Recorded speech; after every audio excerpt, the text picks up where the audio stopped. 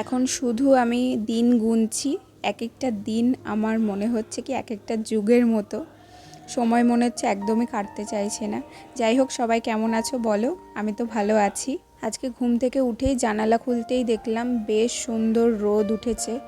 আর এই সূর্যের আলো থেকে না আমি আলাদা রকমেরই একটা পজিটিভ এনার্জি পাই শরীরে। আর কেন জানি না, ঘুম থেকে উঠলেই যদি দেখি যে না মেঘলা মেঘলা ওয়েদার, তাহলে আমার সমস্ত এনার্জি সেদিন ডাউন হয়ে যায়। কিচ্ছু কাজবাজ করতে তো ইচ্ছে করেই না, সারাদিন ল্যাদ লাগে। আর আজকে না অনেকটা দেরি করে উঠেছি, কারণ কালকে রাত্রে ঘুম আসছিল না, অনেকটা দেরি করে শোয়াতে, যার জন্য দেরি করে উঠেছি। আর উঠেই আমি কোনো রকমের কোনো ব্রেকফাস্ট করিনি, মানে যে প্রোহ্যান্স মম যেটা খাই প্রোটিন, সেটাও খেতে পারিনি। তো একবারে ভাত খেতেই বসে পড়েছি। আর তোমাদের দাদা ভাইও অফিসে চলে গেছে, ও যাওয়ার সময় ডেকেছে, পরেই তখন উঠেছি। আর রঞ্জন তো অফিসে যায় একেবারে মানে ভাত খেয়ে। তো মায়ের রান্নাবান্না সব কিছু আজকে কমপ্লিট হয়ে গেছিলো। আর রান্না করেছিল একদম সিম্পল, আম ডাল করেছিল আর বিট ভাজা, তার সাথে বিনস ভেজেছিল সিদ্ধ করে, যেটা খেতে খুব ভালো লাগছিল।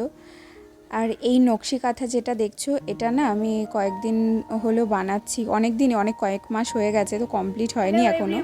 Good morning, welcome back to our channel. এখন ঘড়িতে বাজে সকাল 11টা, তোমাদেরকে সাথে নিয়ে আজকের ব্লগটাকে স্টার্ট করি চলো। আর এখন হচ্ছে ভাবছি আমাদের আপকামিং বেবির জন্য যে নকশি কাঁথাটা আমি নিজে হাতে সেলাই করছিলাম, তো সেটা সেলাই করা অনেকটাই বাকি রয়েছে, এখন আরও কিছু ডিজাইন তুলতে হবে। তো সেটাই এখন ভাবছি বসে বসে একটু সেলাই করব। তো আজকে ব্লগটা তোমরা দেখতে থাকো, আই হোপ তোমাদের ভালো লাগবে। এইসব হাতের কাজ করার গুণগুলো না আমি পেয়েছি আমার বাবার দিক থেকে। মানে আমার বাবাও কিন্তু এইসব করতে ভালো পারে, সেলাই টেলাই, তারপরে যে আসন সেলাইয়ের ডিজাইন হয় সেই আসনেও ডিজাইন তুলতে পারতো বাবা। নকশি কাঁথাতে ডিজাইন তুলতে পারতো কি না জানি না, বাট স্টিচিংটা কিন্তু বাবা জানতো, মানে সেলাইটা কিভাবে করতে হয় সেটা কিন্তু আমার বাবা করতে পারতো। তো এইসব গুণাবলী বাবা ঠাকুমার দিক থেকেই পেয়েছি। আর আমার মায়ের কাছ থেকে যেমন রান্নাবান্না, ঘর গোছানো, এইসব জিনিস শিখেছি। আর এদিকে মা একটু ফল দিয়ে গেছিলো, ফলের মধ্যে একটু আঙুর দিয়ে গেছিলো, তাই আঙুর খাচ্ছিলাম। আর এই সকালের দিকটাই ফল খাওয়ার চেষ্টা করি, আর না হলে দুপুরবেলাতে খাওয়ার চেষ্টা করি, মানে সন্ধ্যের পরে আমি কোনো ফল খাই না। আর এখানে এরপরে দেখো মৌসুমি লেবু কেটে দিয়ে গেছিলো।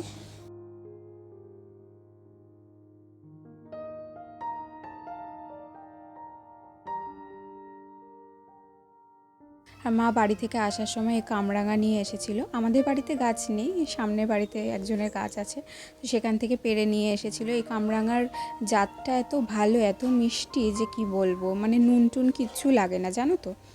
আর এদিকে আমার স্নান টান হয়ে গেছে, স্নান করে চলে এসেছি। আর আজকে বৃহস্পতিবার, পুজোটাও আমি দেব। তার আগে একটু ছাদে যাব, জামা কাপড় আছে কয়েকটা, সেগুলো নাড়তে।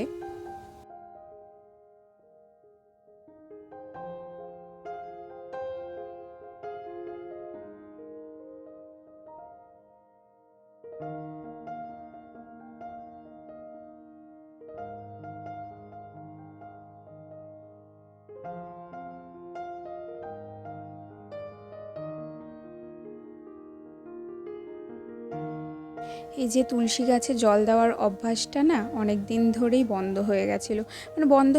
মানে কি, এখন তো রেগুলার ছাদে উঠতে পারি না, তাও প্রেগনেন্সির প্রথম দিকটাতে রেগুলার দিতাম, কিন্তু মাঝখানটাতে বন্ধ হয়ে গেছিলো। নিচে যাচ্ছি, ঘরে পুজোটাও সারতে হবে।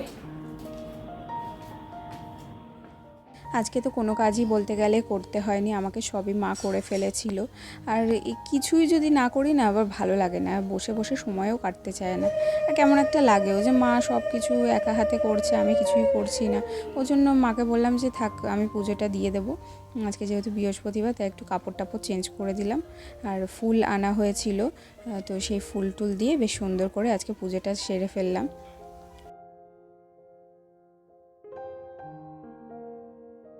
তো পুজো টুজো দিয়ে আমি এখানে একটু ড্রাই ফ্রুট খেয়ে নিচ্ছিলাম, একটু কাজু বাদামি খেলাম 2-3টে, খেয়ে আমি এখন একটু জল খাবো, খুব জল তেষ্টা পেয়ে গেছিলো। জাস্ট দুপুরে খাওয়া দাওয়া করলাম, জানো না, আজ পুজো দিয়ে একটা ব্লগ এডিট করলাম, মানে যেটা আমার ফেসবুক পেজে গেল, এই কিছুক্ষণ আগে আপলোড করলাম। তো ওটা সেভে বসিয়ে আমি একটু কাত হয়েছি কি আমি ঘুমিয়েই পড়েছি, আর মা তো এই ঘরে শুয়েছিল, মাও ঘুমাচ্ছিল, ওই জন্য দুপুরবেলায় খেতে খেতে একটু দেরি হয়ে গেল। এখন এই ঠাকুরের প্রসাদ দিয়েছিলাম আজকে, সবেদা সবেদা এনেছিল মা বাজার থেকে। সবেদাটা এত মিষ্টি, প্রচণ্ড মিষ্টি সবেদাটা। আর এখন হচ্ছে একটু ছাদে যাব। এই দেখো, এই সিজনে প্রথম এই দেশি কুল মাখা খাবো। লাস্ট বাড়িতে গেছিলো তখন আসার সময় আমার বড় জেঠু পেড়ে দিয়েছে, তো এটাকেই এখন মাখা করে খাবো। তো তোমরা দেখতে থাকো।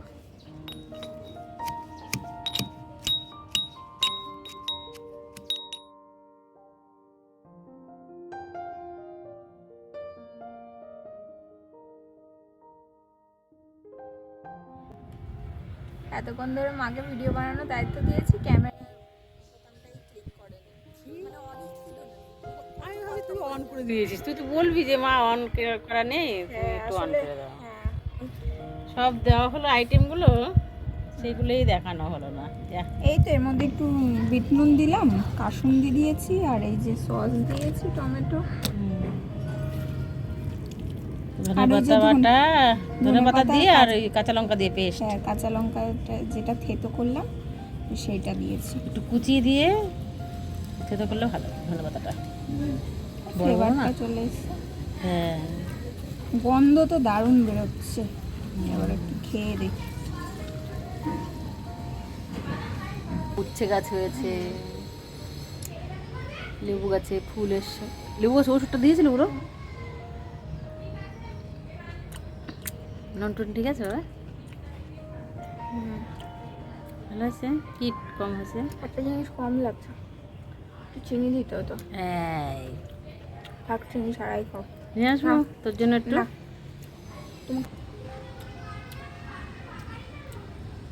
তুমি ভালো হয়ে যায়, কিন্তু একটু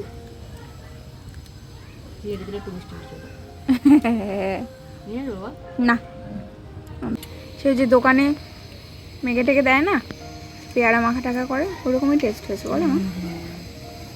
তোর বাবা চলে যাওয়ার পরে আর খাওয়া না, মানে প্রথম। বাবাও এই সব চটপটি জিনিস বেশ ভালো খেত।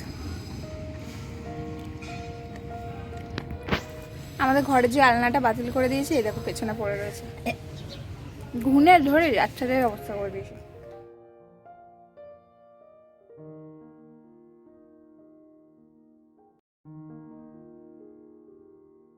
এতদিনে তো অফলাইন কিছু কেনাকাটা করেছি, আর অনলাইনেও কিছু কিছু জিনিস অর্ডার দিয়েছি, যেগুলো এই সপ্তাহের মধ্যেই মানে সব ডেলিভারি হয়ে যাবে। তো ফার্স্ট এই পারচেস যেটা করেছি সেটা চলে এসেছে আজকে।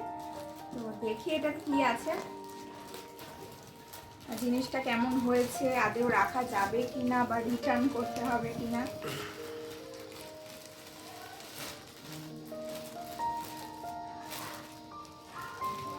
আগে না মানে নিজেদের কিছু অর্ডার করলে পরে মানে কবে আসবে এরকম এক্সাইটমেন্ট থাকতো, বাট এখন দেখো সবকিছুই আমাদের আপকামিং বেবির জন্য।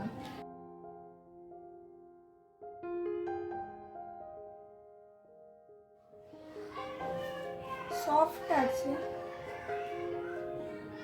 দেখো তুমি দেখো জিনিসটা। এখন শুধু এটা ভেতরে করে নিয়ে আসার অপেক্ষা। এটা যেদিন হসপিটাল থেকে মানে আমি বাড়িতে ফিরবো সেদিন এটাতে করে ক্যারি করে নিয়ে আসবো, তাহলে সুবিধা হবে। আর এটা কোয়ালিটি যথেষ্ট ভালো, যা প্রাইস সেই তুলনায় খুবই ভালো হয়েছে।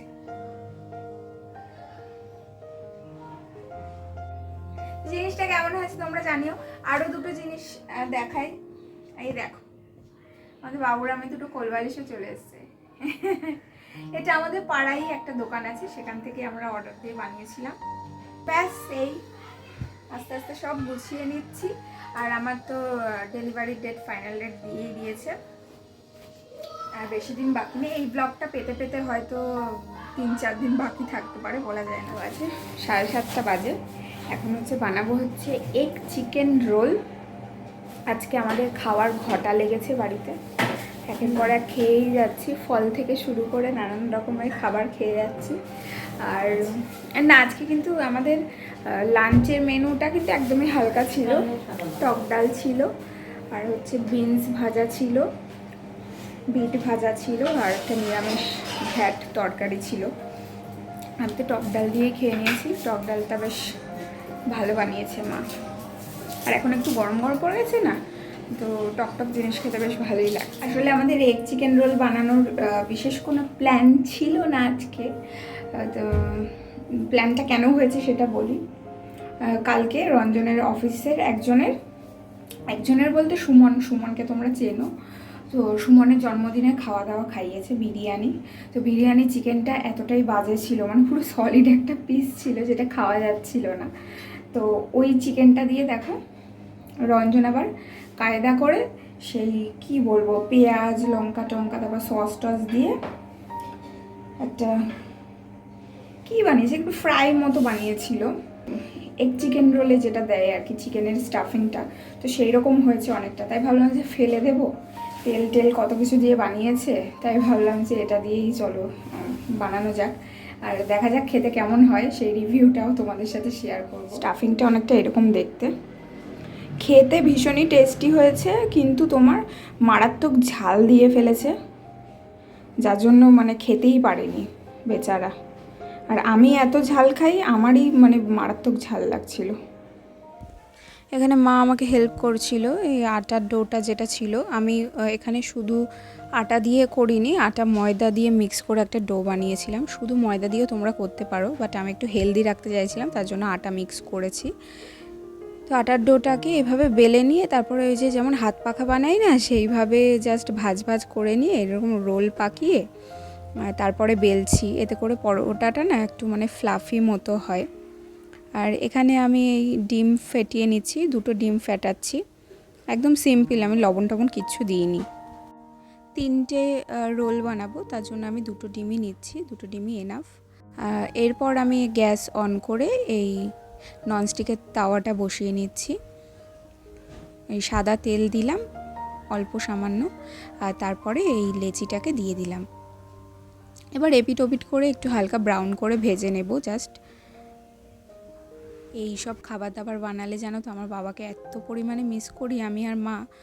আমার বাবা খুব মানে এই ধরনের খাবার খেতে ভালোবাসতো, মানে চাইনিজ ফুডের মধ্যে এগ রোল মোগলাইটা বেশি ভালোবাসতো। বাট আমি বাড়িতে যাই বানাতাম আমার হাতে সব রান্নাই ভালো খেত। আর এইদিকে যে স্টাফিংটা রেডি করা ছিল সেটাও একটু এই তাওয়ার মধ্যে হালকা গরম করে নিলাম। আর এরপরে এই ডিমের ব্যাটারটা আমি পরোটার উপরে ঢেলে নিয়ে তারপরে পরোটাকে এপিট ওপিট করে দিচ্ছি, মানে এপিট ওপিট বলতে এক পিঠেই যাতে ডিমটা থাকে সেভাবে ভেজে নিলাম। এরপরে আর কি এখন শুধু এই স্টাফিং দিয়ে পুর ভরতে হবে ভেতরে।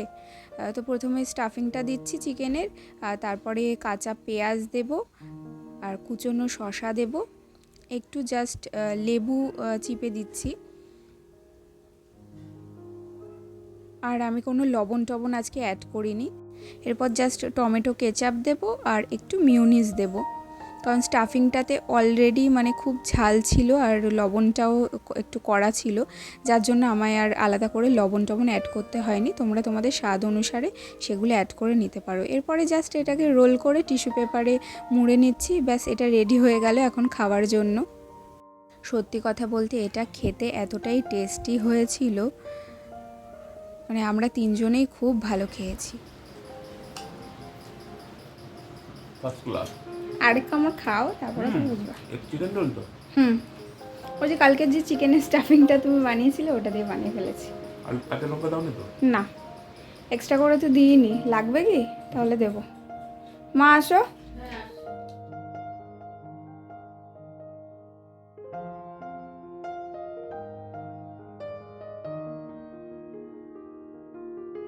খুব ভালো খেয়েছি, সন্ধ্যেবেলার টিফিনটা বেশ ভালো হয়েছে।